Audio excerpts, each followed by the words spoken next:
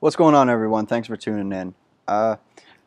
So, I think our entire discourse, the entire way we frame the arguments for and against, to some extent, immigration, is very critically flawed because it all stems from a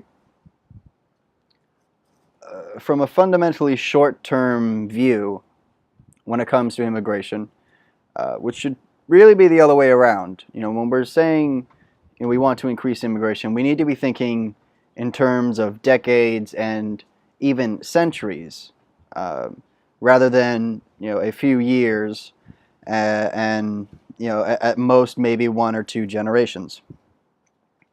I think there's a lot of obvious reasons why the media wants to continue to frame the myth that immigrants will assimilate into the native cultures within one generation, on average. And anyone who's raising the alarm bell and saying maybe we should slow down is just a horrible xenophobe who hates I don't know, brown people, whatever whatever they're saying. This is something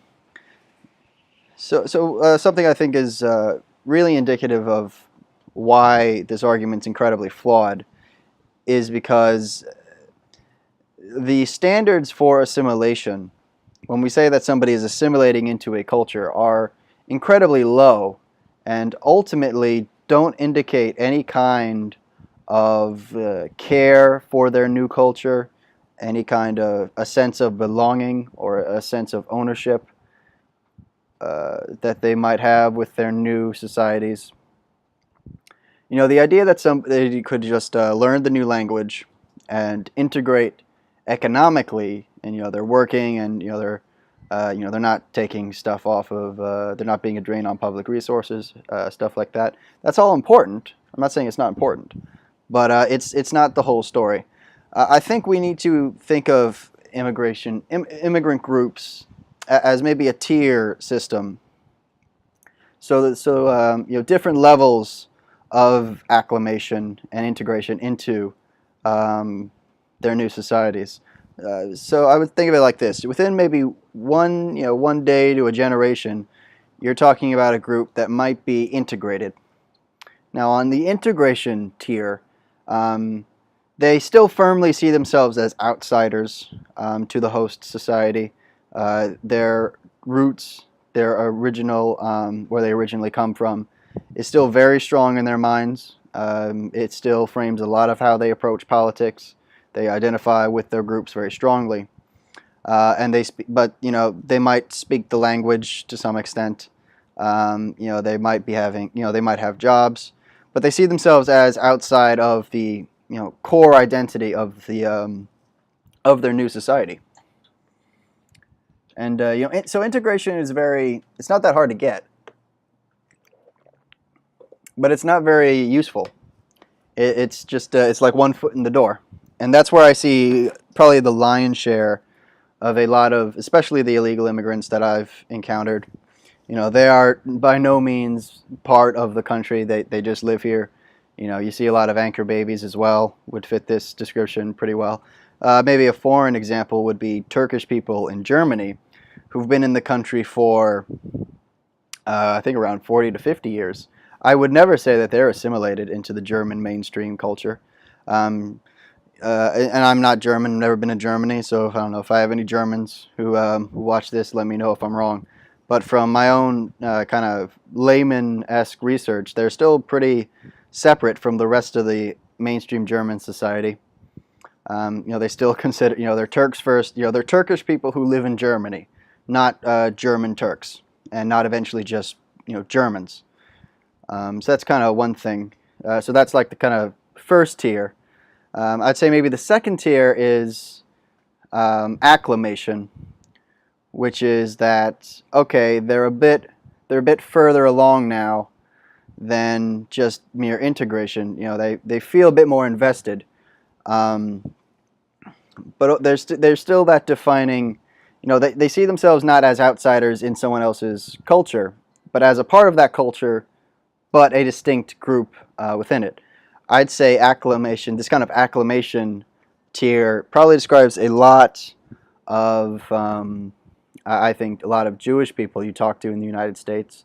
They are not very assimilated as a whole. They see themselves as, Jewish Americans.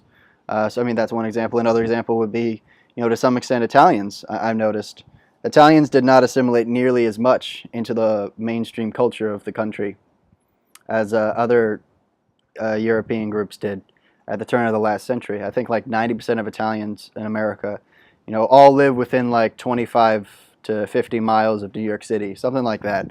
Like they're all very clustered, whereas other groups, they spread out a little bit. They didn't all just collect into one area. So with acclamation, they've pretty much lost all of the old languages that they use. There might be some new holdovers, terms that they might use from their old cultures. So, but they're a lot better now. I think this is, that's something that probably, to get to the second phase, the acclimation phase, is something that takes a lot longer than just one generation. That takes probably closer to, 1 to 3 generations at all. And, while they're still in that second tier, that acclimation phase, they're still very, there's still a lot of identity politics that's going to be used. Another group that I'd say is acclimated, not truly assimilated into mainstream American culture, which is broadly waspish, white, working class. That's kind of like that's what I mean when I say mainstream American culture. Another group probably be black people. They're not at least certainly in the last generation or so. They've probably become less assimilated and kind of back into the tier 2 category I'm describing. They see themselves as part of the country but separate from the core, not primary inheritors, merely secondary observers. And I'm not trying to start shit or anything like that. Not trying to get too fucking blamey in this video. But that is how just my own experiences lend me to believe is the case. That doesn't make any fucking sense. Total word salad right there. So yeah, that would be kind of like the second tier I'm thinking of. And with the third tier is something that probably takes nearly a century, because I think only in the last generation or so, you probably have a lot of the Irish and German immigrants to the United States, that truly do and are part of the core of the country. There was a very long time where you had a lot of German and Irish identity politics, particularly at the turn of the last century. And all the way up until the 60s, you remember people were iffy about letting JFK into office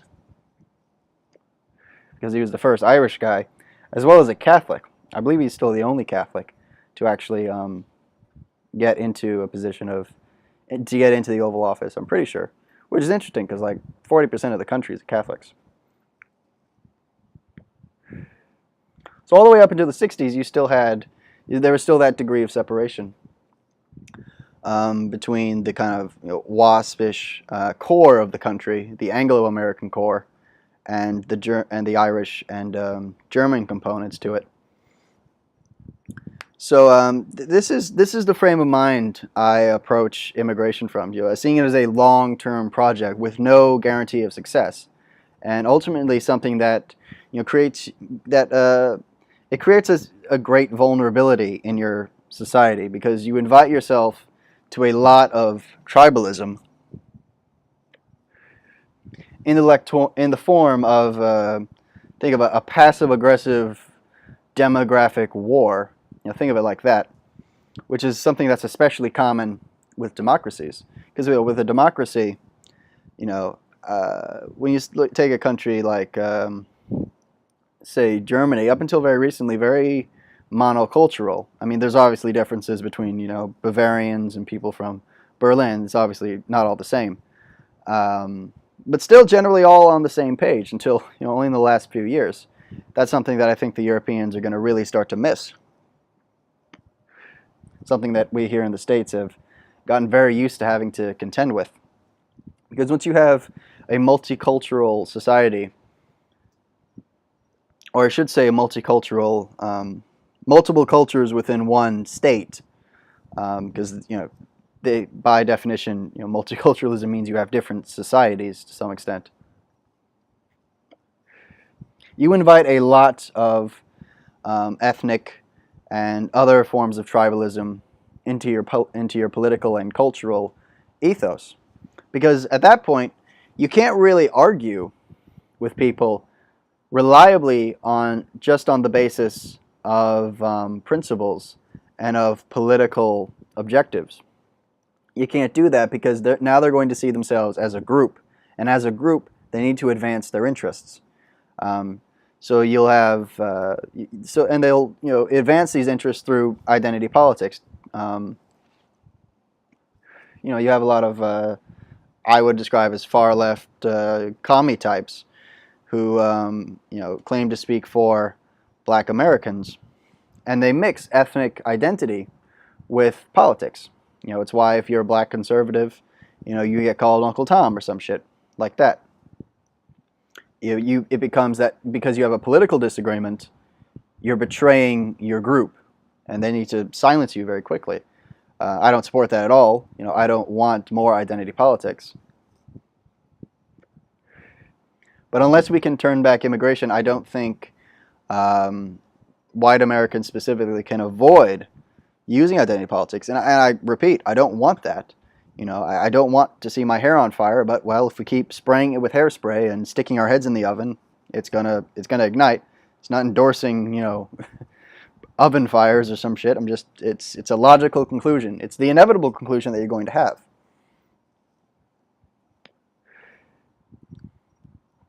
This is something that I think the left understands very keenly.